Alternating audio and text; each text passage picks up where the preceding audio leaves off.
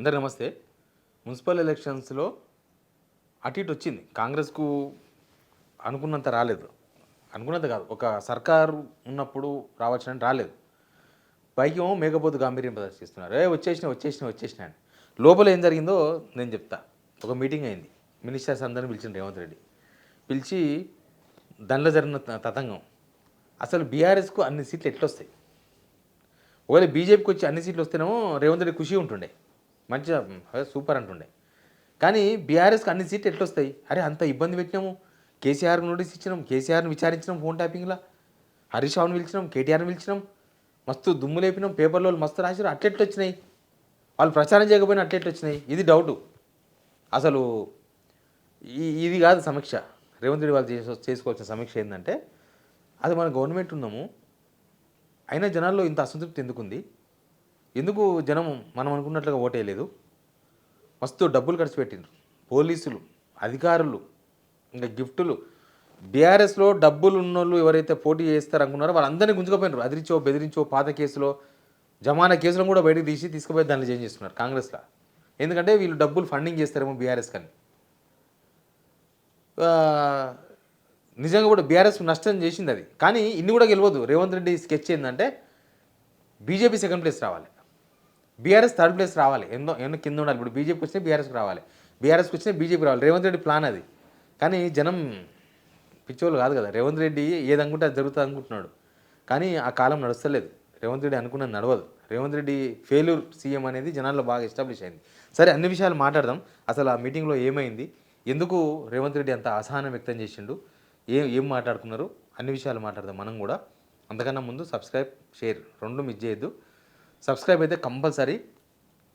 Report కొట్టే వాళ్ళకు counter మనం 3 సబ్స్క్రైబ్ చేసి, అందరూ అడుగుతారు ఏందన్న రిపోర్ట్ అని. 3 సబ్స్క్రైబ్ చేసుకుంటే వాళ్ళు కొట్టే రిపోర్ట్కు 2 మనకు తెలియకుండా తగ్గిపోతాయి, ఒకటే మిగులుతుంది లాస్ట్కి. అట్లా సబ్స్క్రైబ్ తగ్గించే ప్రయత్నం చేస్తుంటారు అన్నమాట. కాబట్టి సబ్స్క్రైబ్ అయితే కొద్దిగా స్పీడ్ పెంచుదాం. రిపోర్ట్ కొట్టే వాళ్ళు కొట్టని చూసుకుందాం. ఏంటంటే ఒక మీటింగ్ అయింది నిన్న రేవంత్ రెడ్డి ఇంట్లో మీటింగ్. మినిస్టర్లు అందరూ పోయిన తర్వాత యాక్చువల్గా అట్లాంటి మీటింగ్ జరిగినప్పుడు ఎక్కువ జరిగే అంశాలు ఏంటంటే, మనం అనుకున్న సీట్లు రాలేదు, దీన్ని ఎట్లా అధిగమించాలి అనేది ఒక అంశం జరుగుతుంది. లేకపోతే నెక్స్ట్ ఏం చేయాలి, నెక్స్ట్ మనం మళ్ళీ ఎలక్షన్ వస్తాయి కదా, మళ్ళీ రేపు ఎంపీటీసీ జెడ్పీసీ ఎలక్షన్ రావచ్చు, ఇంకో 3 ఏళ్ళు అవుతే మళ్ళీ జనరల్ ఎలక్షన్ రావచ్చు, లేకపోతే ఇప్పుడున్న ఈ వీక్నెస్ ప్రతిపక్షాలు వాళ్ళకు అనుకూలంగా మలుచుకోవచ్చు. కాబట్టి జాగ్రత్త ఎట్లా ఉండాలి, ఇట్లాంటి చర్చ జరుగుతుంది. అయితే జనాలకి ఇంకా మనం ఏం చేయాలనే చర్చ జరుగుతుంది. కానీ వీళ్ళు పెట్టిన మీటింగ్లు అది జరగాలి చర్చ.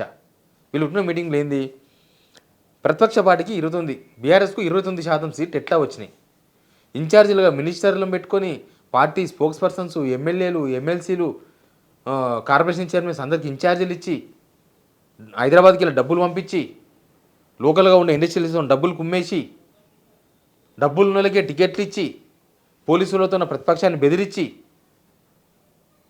అధికారులను పెట్టి అవకాశాలను మన సైడ్ తిప్పుకొని, మొత్తం డివిజన్లు అటు ఇటు చేసి మనకు అనుకూలంగా డివిజన్లు చేసుకొని అన్నీ చేస్తే బీఆర్ఎస్కి ఇన్ని సీట్లు ఎట్లొస్తాయి. బీఆర్ఎస్కి ఇన్ని సీట్లు రావడానికి ప్రధానమైన కారణం రేవంత్ రెడ్డి గవర్నమెంటే. వాళ్ళు చేసుకున్న సమీక్ష ఇది. వీళ్ళు ఎట్లుంటుందంటే, ఆడొచ్చిన వాళ్ళందరూ, నేను మామూలుగా రేవంత్ రెడ్డి రివ్యూ ఎట్లుంటుందో నేను చెప్తా సార్. క్యాబినెట్ మీటింగ్ కూడా అట్లే ఉంటుంది వాళ్ళది. వీళ్ళ మనుషులు కొద్దిమంది ఉంటారు. క్యాబినెట్ మొత్తం రేవంత్ రెడ్డి మనుషులు కాదు, క్యాబినెట్లో 2-3 రేవంత్ రెడ్డి మనుషులు ఉంటారు. సీతక్క ఇంకో 2-3 ఉంటారు అట్లాంటి వాళ్ళు. ఎవరున్నా లేకపోయినా వేము నరేంద్ర రెడ్డి ఒక ఉంటాడు. ఆయన ఇక క్యాబినెట్ మినిస్టర్ కాకపోయినా దానిలో ఉంటాడు, నేను మీటింగ్లో కూడా ఉన్నాడు. వాళ్ళు ఏం చేస్తారంటే, రేవంత్ రెడ్డి రాగానే నమస్తే అని సన్మానం చేస్తారన్నమాట. అంటే వాళ్ళని చూసి మిగతా మంత్రులు కూడా పోయి సన్మానం చేయాలని, కానీ వాళ్ళు చెయ్యరు. ఇది రేవంత్ రెడ్డి ఒక్కని కష్టమేం కాదు. ఇంత వచ్చినాయంటే అందరు కష్టపడితే ఇంటికి వచ్చింది, లేకపోతే ఇంకా చాలా తగ్గిపోయేది. అందరు కష్టపడితేనే 52%, 53% వచ్చినాయి. మినిస్టర్లే ఎక్కువ కష్టపడ్డారు ఇంకా గ్రౌండ్లో. రేవంత్ రెడ్డి మంచి హెలికాప్టర్లో పోయిండు, హెలికాప్టర్లో వచ్చిండు, అంతా ఆయన వేరే దానిలో ఉన్నాడు. కానీ మినిస్టర్లే పొద్దు నుంచి రాత్రి వరకు కాన్స్టిట్యున్సీలో, వాళ్ళ సొంత కాన్స్టిట్యున్సీలో మున్సిపాలిటీస్ చూసుకొని, మళ్ళీ వాళ్ళ ఇన్ఛార్జీలు ఎక్కడున్నారు ఆడపోయి చూసుకొని, ఆడ పంచాయతీలు ఉంటే వాటిని తెంపి, డబ్బులు సమకూర్చి, డబ్బులు వంచి, లోకల్గా మొత్తం కోనేషన్ లేకపోతే కోనేషన్ తెప్పించి చేసింది వాళ్ళే. వీళ్ళు సన్మానం చేయాలని వాళ్ళు కోరుకుంటారు అనమాట. ప్రతిసారి ఇదే జరుగుతుంటుంది. ఇంకా ఒక ప్రెస్ నోట్ రాసి ఇస్తారు, అందరూ సన్మానించిండ్రు, మమ్మల్ని రేవంత్ రెడ్డిని అందరూ పొగిడేసిండ్రు అని ఒక ప్రెస్ నోట్ రాసి మీడియాకు పడేస్తారు. ఇక ఎవరు రాసినా రాయకపోయినా కొన్ని ఉన్నాయి కదా పేపర్లు, మనం ఉస్కో అంటే డిస్కో అనే పేపర్లు ఉన్నాయి కదా, దాన్ని రాసేస్తారు రేవంత్ రెడ్డిని తోపు అన్నారు, రేవంత్ రెడ్డి మొత్తం పొగిడేసిండ్రు, రేవంత్ రెడ్డికి సన్మానాలు చేసిన మినిస్టర్లు అందరూ పోయి. ఆ వార్త చదివిన తర్వాత ఎవరైతే ఆ మీటింగ్ పోయినరో వాళ్ళు అనుకుంటారు కదా, ఎంత తప్పుడు వార్త రాసిండ్రు వీళ్ళు, మేము సన్మానం చేయకపోయినా సన్మానం చేసిన రాసిండ్రు అని ఉంటుంది దానిలో. అదంతా సీఎం నుంచి పోతుంది, అది తెలియదు వీళ్ళకి. ఆ లెటర్ పోయిన ఆ మీడియాకి ఆ సమాచారం ఇచ్చిన సంగతి ఆ మీటింగ్ పోయిన మినిస్టర్లకు కూడా తెలియదు. అట్లుంటుంది అనమాట. అయితే ఇక వీళ్ళ మీటింగ్ వద్దాం. వీళ్ళ మీటింగ్లో ఇంకా ఎట్లా మున్సిపల్ ఎలక్షన్స్లో అనుకున్న సీట్లు రాలేదు, కానీ తొండో మొండో వేయండి, ఎన్ని పైసలు కావాలో పెట్టండి, మనం ఎక్కడ వదలొద్దు, ఎక్కడ మున్సిపల్ చైర్మన్ అవకాశం వస్తే అక్కడ మున్సిపల్ చైర్మన్ పెట్టేసేయాలి. ఎంత దారుణంగా ఉంటుందంటే ఇప్పుడు కరీంనగర్లో బీజేపీ కూడా స్పష్టంగా ఏం రాలేదు. బీజేపీ కూడా నిజంగా కూడా మొత్తం ఈ ఎలక్షన్స్లో అందరికన్నా ఎక్కువ డబ్బులు ఖర్చు పెట్టింది బీజేపీ. మున్సిపల్ ఎలక్షన్స్లో అధికార పార్టీతో పోటీపడి ఖర్చు పెట్టింది బీజేపీ. పేపర్లో నిండా యాడ్లు ఒక బీజేపీ మాత్రమే ఇచ్చింది, ఫుల్ పేజ్ యాడ్లు ఇచ్చింది ఎలక్షన్ రోజు. గుర్తుందా మీకు? ఆ బహిరంగ సభలు జాతీయ అధ్యక్షుని పిలిచి మామనార్లో మీటింగ్ పెట్టుకున్నారు, మహారాష్ట్ర ముఖ్యమంత్రిని పిలిచిండ్రు, కేంద్ర మంత్రులు వచ్చి ప్రచారం చేసిండ్రు, ఓటర్లకు డబ్బులు ఇచ్చిండ్రు, కౌన్సిలర్లకు అభ్యర్థులకు పైసలు ఇచ్చిండ్రు. బీజేపీ వాళ్ళు అత్యధికంగా డబ్బులు ఖర్చు పెట్టింది బీజేపీ ఈసారి. బీజేపీ ఎప్పుడు కూడా ఎలక్షన్స్లో డబ్బులు ఖర్చు పెట్టారు, కానీ ఈసారి పెట్టిండ్రు. అదంతా రేవంత్ రెడ్డి ఇచ్చిన సలహానే ఉండొచ్చు బహుశా. అందుకే సెకండ్ బీజేపీ ఉంటుందని రేవంత్ రెడ్డి ఆశించిండు. చూస్తేనేమో రివర్స్ అయింది మొత్తం. బీజేపీకి ఎంత రావాలో అంతే వచ్చినాయి, 10% వచ్చినాయి ఓట్లు. ఆయన ప్రాబ్లం అదే, ఆయన ఫీలింగ్ కూడా అదే. కాంగ్రెస్కి ఎన్ని సీట్లు తక్కువ వచ్చినాయన్న బాధ కూడా లేదు రేవంత్ రెడ్డికి.